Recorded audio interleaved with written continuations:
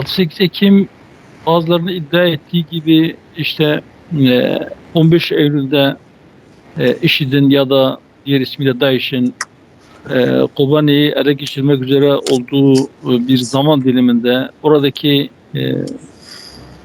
yaşanan olaylara bir tepki olsun veya oraya bir yardım edebilmek amacıyla ya da Türkiye'yi oraya yardım etmeye ikna edebilmek amacıyla e, bir infiale kapılan halkın sokağa dökülüp kendiliğinden e, spontane bir şekilde e, aşırı bir tepki ortaya koyması ya da o sokağa çıkan kitlelerin e, kendi başlarına karar vererek gerçekleştirdikleri bir olay değil.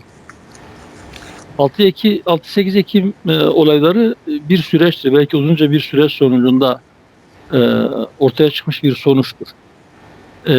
O süreç nasıl başladı? Ne zaman başladı? Belki bunu 40 yıl öncesine kadar geriye götürmek lazım.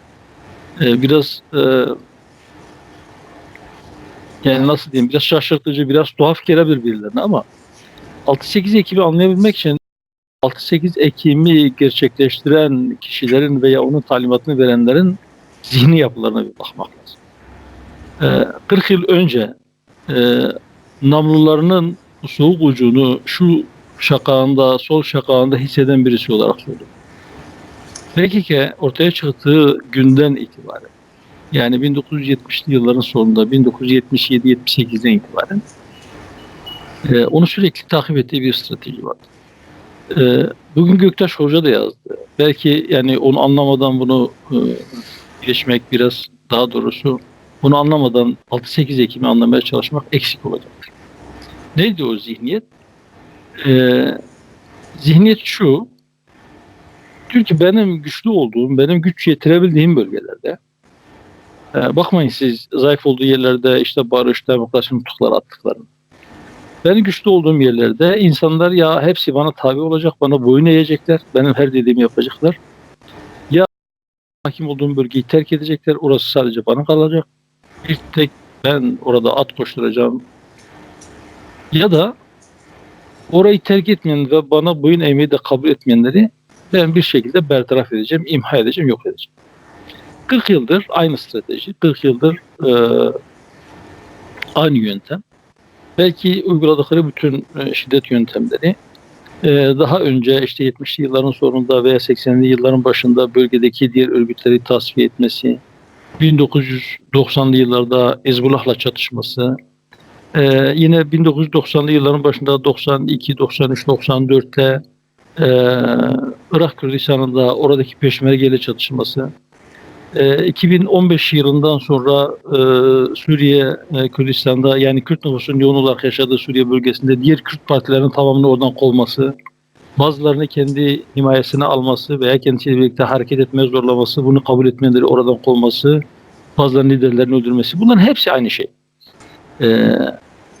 Şunu yani örnek olsun kabiliğinden söyleyeyim. Biz Hüdapar'ı 2012 yılının Aralık ayının sonunda 19 Aralık'ta kurduk. 17 Aralık'ta kuruluş dilekçesini İçişleri Bakanlığı'na verdik. 19 Aralık tarihli alımlı belgesini aldık ve partimizi kurduk. Parti kurduktan yaklaşık 3 ay sonra Mart ayında, yani hafızam beni yanıltmıyorsa 2013'ün Mart ayıydı. Belki Mart ayının sonu veya Nisan ayının başı da olabilir. O dönemde bize saldırılar başladı. Ve malumunuz 2012-2014 yılları arasında bir çatışmasızlık dönemi vardı. Yani 6-8 Ekim'e kadar. Ondan sonra da bir dönem yine devletle çatışmasızlık 2015'in Mart aylarına, hatta yaz aylarına kadar devam etti çatışmasızlık dönemi. Yani o dönemde Mart 2013'ten 6-8 Ekim 2014'e kadar, 6-8 Ekim olayları haricinde onun öncesinde bize yönelik tam 300 saldırı oldu. Yani daha doğrusu 300'den fazla saldırı oldu. Ve bu 300 saldırının bir tekine faili yakalandı. Neydi o? Hilvan ilçesinde yaşı küçük olan birisi yakalandı. Hilvan ilçe teşkilatımıza taşlı bir saldırı olmuştu. Küçük çaplı bir şeydi. Yani maddi hasar, sadece camlar falan kırılmıştı. Sadece o olayın faili belki işte hani biz hep diyorduk bize bu kadar saldırı oldu, bunun bir tekinin faili bile yakalanmadı.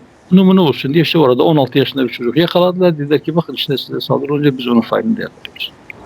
Fakat onun dışında hem 6-8 Ekim öncesinde hem 6-8 Ekim sonrasında gerçekleşen olayların failleri yakalanmadı. Yasin Börü'nün ve arkadaşlarının şehit edilmesi hadisesiyle ilgili olarak belki o görüntüler basına yansıdıktan sonra öyle bir infial oluştu ki yani o görüntüler gerçekten onları tarif etmeye insanın yüreği el vermiyor. Yani işte tarih böyle bir şey çok az kaydetmişti derken oradaki mazlumiyeti, oradaki saldırganların vahşetini belki kelimeler tarif etmeye yetmez. 16 yaşında taze bir fidan. Hem önce silahla yaralıyorlar. Yaralı haldeyken bıçaklamaya başlıyorlar. O yaralı haldeyken 4. kattan aşağıya atıyorlar. Aşağıya düştükten sonra orada taşlarla, sopalarla yine bu yaralı halde baygın haldeki Yasin'i dövmeye başlıyorlar. O da yetmiyor. Adli tıp raporuna göre henüz canlıyken üzerine benzin döküp ateşe verdi. Diri diri. Yaralı halde. Yani şimdi hafızalarımızı tazeleyelim.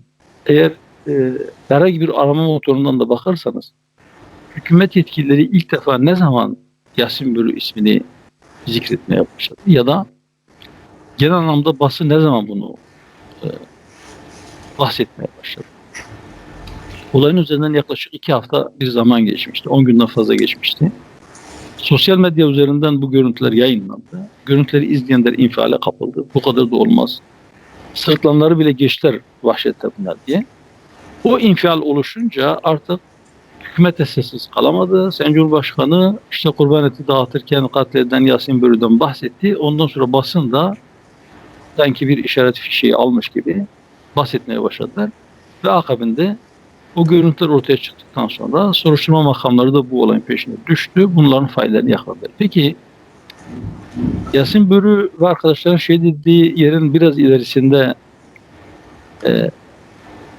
katledilen Turan Yavaş ya da bir iki mahalle ötesinde katledilen Riyad Güneş. Bunların failleri nerede? Onların failleri. Cizre'de Aralık 2014'te 66 yaşında Abdullah amca şehit edildi. Orada doğum yapmasına az bir zaman kalmış genç bir bacımız 2 yaşındaki çocuğuyla birlikte kendi evinde diri diri ateşe verilmek istendi. Komşuları arka taraftan evin banyo duvarını balyozla kırmak suretiyle ancak bu kadını yanmaktan, diri diri yanmaktan kurtarabildi. Bunların failleri nerede? Onlar da yakalanmadı. Yani 6-8 Ekim öncesinde de sonrasında da bu zihniyet sahipleri fırsat buldukları her yerde benzer manzaraları ortaya koymuşlardır. Ama 6-8 Ekim belki o vahşetin zirvesiydi. Biraz önce anlattığım tablo.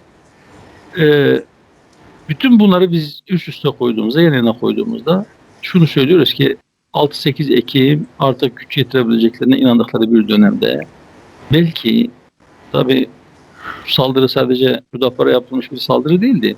Sadece kılık kıyafetinden dolayı, sadece eşinin başörtüsünden dolayı, sadece sakalından dolayı, sadece cübbesinden dolayı saldırıya uğrayan pek çok kişi oldu. Suriyeli, Suudi Arabistan vatandaşı olan bir vatandaş, 2 kişi sadece sakallı oldukları ve kıyafetleri dolayısıyla Kızıltepe'de onlar da vahşice öldürüldü ve öldürdükten sonra da cesetleri yakıldı. Yine Batman'da sakallı olduğu gerekçesiyle sağ sonunu bir tane çoban, üstelik henüz HDP daha çağrı yapmamışken, yani HDP genel merkezinin çağrısı sosyal medya üzerinden henüz kitlelere ulaşmamışken sadece sakallı olduğu gerekçesiyle yine oradaki 15 yaşındaki bir vatandaş, bir çoban katledildi, vahşice katledildi. Peki neydi o kitleleri o duruma getiren? Kobani olaylarını bahane ettiler ve dediler ki işte Müslüman eşittir IŞİD veya IŞİD eşittir İslam. Kobani'deki hadiseyi de bir Kürtlerle Müslümanlar arasında veya İslam ile Kürtlük arasındaki bir savaş gibi lanse etmeye çalıştılar. Niye?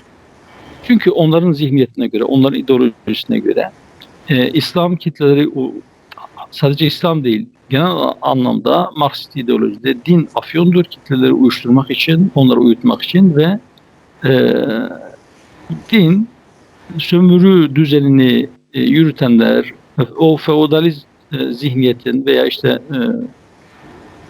kitleleri ezen kişilerin kullanmış oldukları bir argümandır, bir altyapı kuruludur.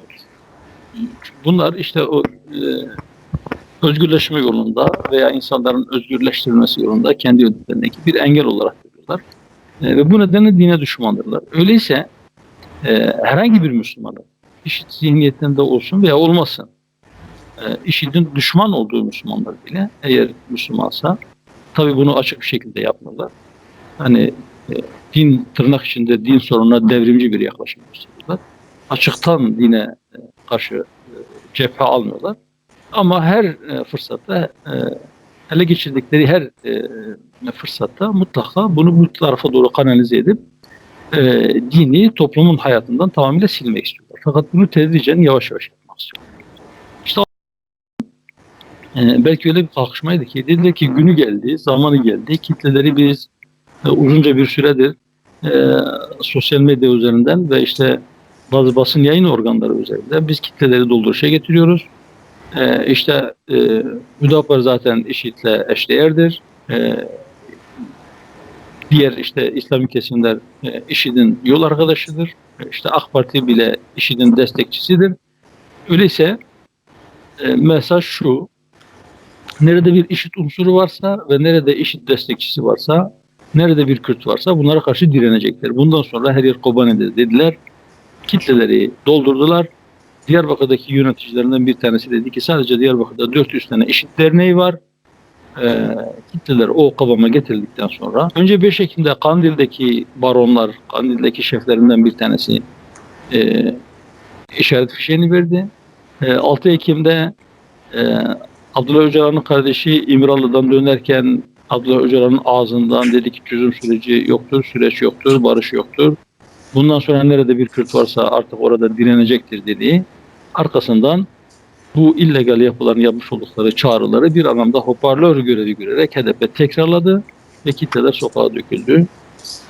Aslında ondan önce de yani HDP'nin çağrısından önce de bazı yerlerde sokak hareketleri başlamıştı. Bazı yaralama hadiseleri de hatta olmuştu. Mesela o biraz önce söylediğim Sasonlu çobanı Batman'da yaralanması HDP'nin çağrısından önceydi. Mesela Hilvan'daki parti binamıza saldırı çağrıdan önceydi. O çağrıdan sonra artık olaylar bildiğimiz boyuta geldi. Ya bütün bunlardan çıkardığım sonuç şu: özetle evet, bu kendiliğinden gelişen veya o da işte infiale kapılan kitlelerin anlık bir karar vermek şekliyle yaptıkları olaylar değil. Yıllardan beri bu zihniyetin gereği ilmek ilmek dokunan, adım adım gerçekleştirilen planlı, son derece planlı, organizeli bir kalkışmaydı. Neyin kalkışması? İslam'ı bölgeden tamamen silmek. Bu işin bir tarafıydı. Bir diğeri, karışıklığı öyle bir boyuta getirmek istiyorlardı ki burası da Suriye gibi olacaktı. Şehirler o kadar karışacaktı ki güvenlik güçleri çok şiddetli bir şekilde belki hava kuvvetlerinde kullanarak, helikopterleri de kullanarak yukarıdan ancak müdahale edebilecek imkana sahip olacaklardı. Çünkü karadan bütün şehirlerin yollarını kapatmışlardı. O zaman da belki uluslararası bir müdahale gerçekleşecekti. Böyle bir hesap yaptılar. Ama o aziz şehitlerin kanları onları çarptı. Onların hesabı tutmadı. İnşallah bundan sonra hiçbir zaman tutmayacak.